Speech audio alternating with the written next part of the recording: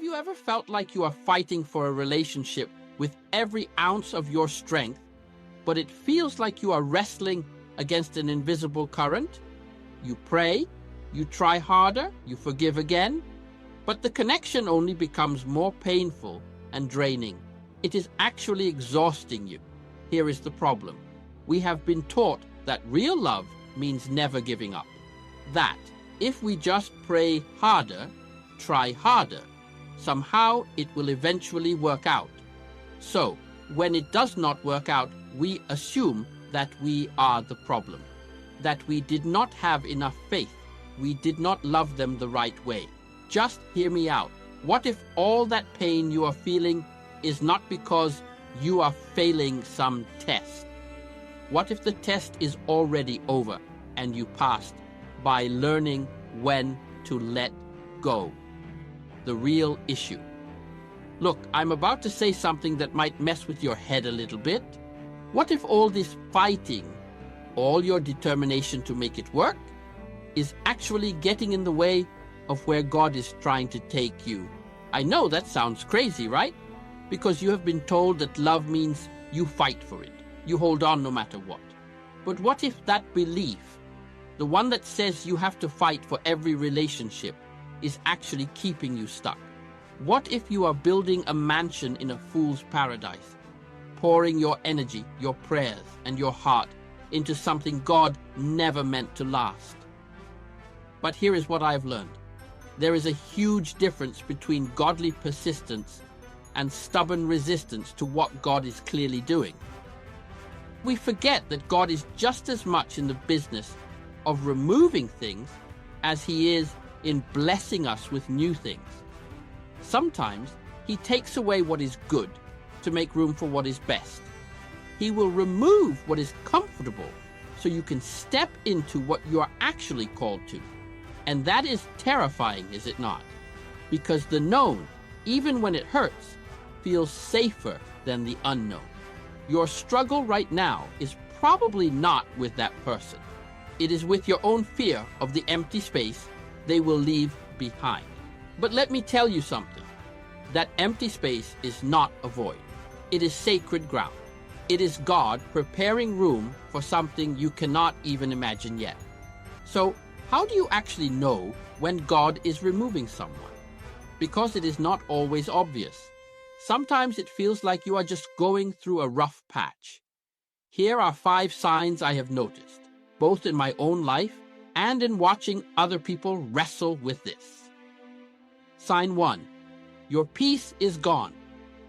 Remember when being around this person felt easy? When you could just breathe around them. But now, seeing their name pop up on your phone makes your stomach drop. You're anxious before you even talk to them. You are exhausted after every conversation. Listen, the Holy Spirit does not operate in chaos. When a relationship consistently destroys your peace, that is trying to tell you something. Pay attention to that. Sign 2. It is the same fight, different day. You have had this argument before. Like, word for word before. You have been disappointed by this exact same thing more times than you can count. And every time you think, okay, this time we work through it. This time will be different. But it never is. Here is the hard truth. That is not a lesson you are failing to learn.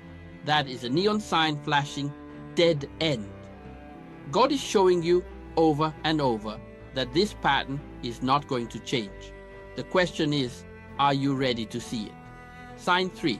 Life itself keeps pulling you apart. Suddenly, nothing lines up. Their schedule is always packed. One of you moves. Plans fall through constantly. It is like the universe is conspiring to create distance between you. Because it is. Stop seeing closed doors as obstacles you need to bulldoze through. Sometimes a closed door is God's kindness, His way of protecting you from what you would choose if left to your own devices. Sign 4. You are seeing them clearly. Now you look at them and something is different. The shine is gone. You see their flaws. not with bitterness or judgment, but with this weird clarity you did not have before. You used to overlook things, make excuses, fill in their rough edges with your imagination of who they could be. Now you just see who they actually are. That is not you becoming cold or critical. That is God graciously removing the fog so you can make a decision based on reality, not potential. Sign 5.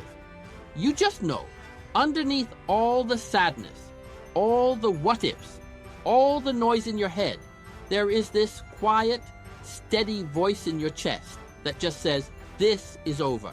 Not in a dramatic way, not in a bitter way, just matter of fact. That is the peace that surpasses understanding. Even when it hurts like hell, there is this strange certainty underneath it all. That is God, and you can trust that voice, what to do about it. Okay, so let us say you are recognizing these signs. Now what? You do not just block their number and move on like they never existed. That is not release. That is just running. What you need is what I call a sacred release. It is intentional. It is prayerful. It is you choosing to open the door instead of having it slammed in your face. You acknowledge what this person meant to you. You thank God for whatever you learned, even if what you learned was what you do not want.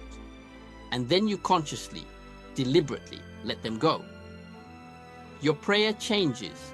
It stops being, God fix this, change them, make it work. And it becomes, God, I am letting go. I am releasing this person into your hands. If this relationship is supposed to be in my life, restore it in your timing. If it is not, give me the strength to walk away and the faith to trust what comes next. That is it. That is the whole thing. You are not slamming doors. You are not burning bridges. You are just opening your hands and letting them go. Look, I know this is hard. I know part of you is sitting there thinking, but what if I try just one more time?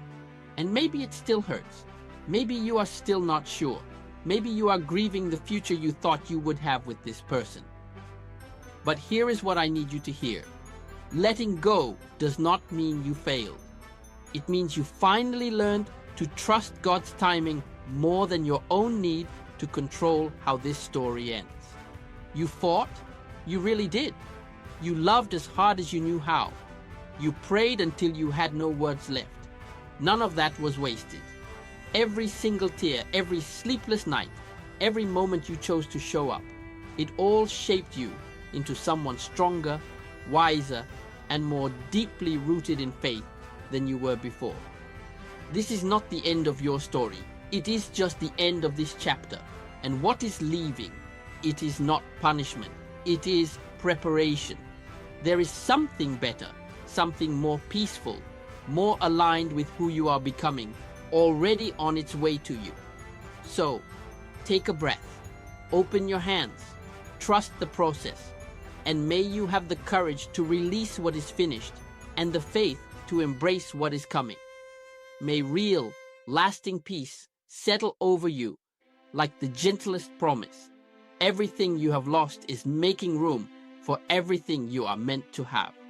If this message resonated with you today, do me a favor. Hit that like button and subscribe to this channel. Share this video with someone who needs to hear it.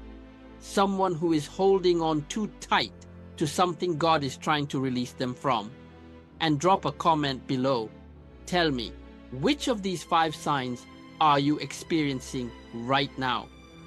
You do not have to share details. Just say sign 1 or sign 3, whatever is speaking to your situation. Sometimes just acknowledging it is the first step toward freedom. You are going to make it through this. I will see you in the next video.